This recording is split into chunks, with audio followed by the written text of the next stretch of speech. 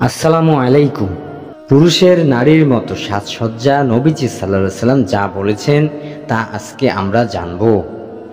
ইসলামে পুরুষ হয়ে নারী বা নারীর হয়ে পুরুষের পোশাক পরিধান করা, নারীদের মতো সাজগোজ করা, মেকআপ করা ও অলংকার পরিধান করা নাজায়েজ।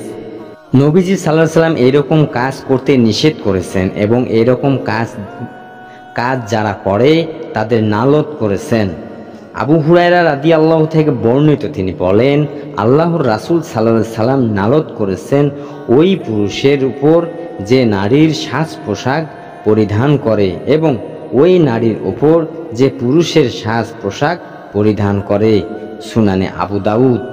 কোনটি পুরুষের ও কোনটি নারীর সাজ বা পোশাক তা নির্ধারিত হবে প্রত্যেক দেশ ও অঞ্চলের সংস্কৃতি ও রীতিনীতি অনুযায়ী।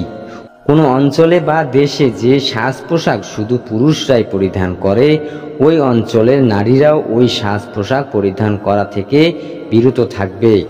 যে সাজ পোশাক শুধু নারীরাই পরিধান করে, পুরুষরা ওই সাজ পোশাক পরিধান করা থেকে বিরত থাকবে। কোনো অঞ্চলে কোনো সাজ বা পোশাক কমন হলে, অর্থাৎ পুরুষ ও নারীর পরিধানের প্রচলন থাকলে, ওই সাজ পোশাক পুরুষ ও নারী উভয় লিঙ্গের মানুষই পরিধান করতে পারবে। একইভাবে পুরুষ হয়ে নারীর মতো কথা বলা, উঠা বসা, চলাফেরা, নারী ও ভাবভঙ্গি নকল করা গুরুতর গুনাহের কাজ।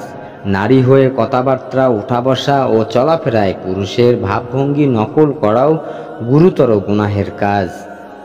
আব্দুল্লাহ ইবনে আব্বাস রাদিয়াল্লাহু থেকে বর্ণিত হয়েছে, আল্লাহর রাসূল সাল্লাল্লাহু আলাইহি সাল্লাম বলেন, পুরুষদের মধ্যে নারী বেশ ধারণকারীদের ও নারীদের মধ্যে পুরুষ বেশ ধারণকারীদের মধ্যে অভিশাপ দিয়েছেন। সহিহ বুখারী। তবে কারো জন্মগত প্রকৃতি বা যদি এই রকম হয় এবং অনিচ্ছা থাকা পরেও তার কথাবার্তা ও চলাফেরার বিপরীত লিঙ্গের ভাব ভঙ্গি চলে আসে, তাহলে সে এই কারণে গুনাহগার বা অভিশপ্ত হবে না।